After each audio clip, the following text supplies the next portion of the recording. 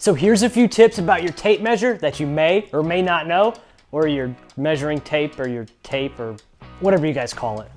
We'll start with the outside of the tape measure. Most tape measures have a number written on them. This one is 3 9/16, and that tells you what the distance is from here to here on the bottom of the tape measure.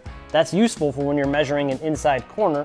That way you can just pull your tape measure from one corner to the other and add 3 9/16 to whatever that number is, so you don't have to try to bend this up against the wall.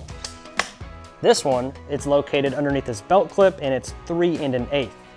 Oh, and bonus, if you've got one of these Fat Maxes with a plastic back, you can write on it with your pencil. I always write my measurements here, and then when I'm done, I just erase them by rubbing them with my finger, and I can write my next set of measurements after that. Now we're gonna talk about all of these little lines in between each inch. So there's 16 lines in between each inch. We go by 16ths when we're measuring. So you've got the little line, which is a 16th. The next line over is an 1/8, then 1/4 inch and a 1/2 inch. We all know that there are 12 inches in a foot, and as soon as you get to that 12-inch mark, we start seeing an arrow with a 1 foot mark, and there's also a 2 foot mark, and so on. And then we also see another set of numbers that come in, these red numbers here. So this will tell you 2 feet, 1 inch, 2 feet, 4 inches, and so on. And then the next mark we're gonna run into is a red square around the 16-inch mark. And every 16 inches after that, you're gonna notice that same red square. And what that indicates is the distance between center on wall studs. So most states in the US require a 16-inch spacing on wall studs. So that just makes it easy for framers to mark out where their studs should go.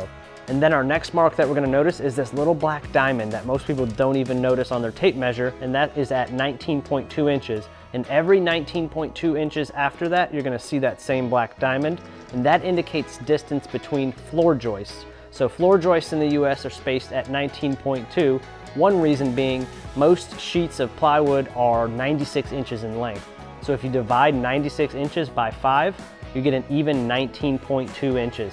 That means when they're laying down the plywood on top of their floor joists, they don't have to trim any length off, so you can save material and time. Let me know in the comments if you guys want to know some more tips about your tape measure.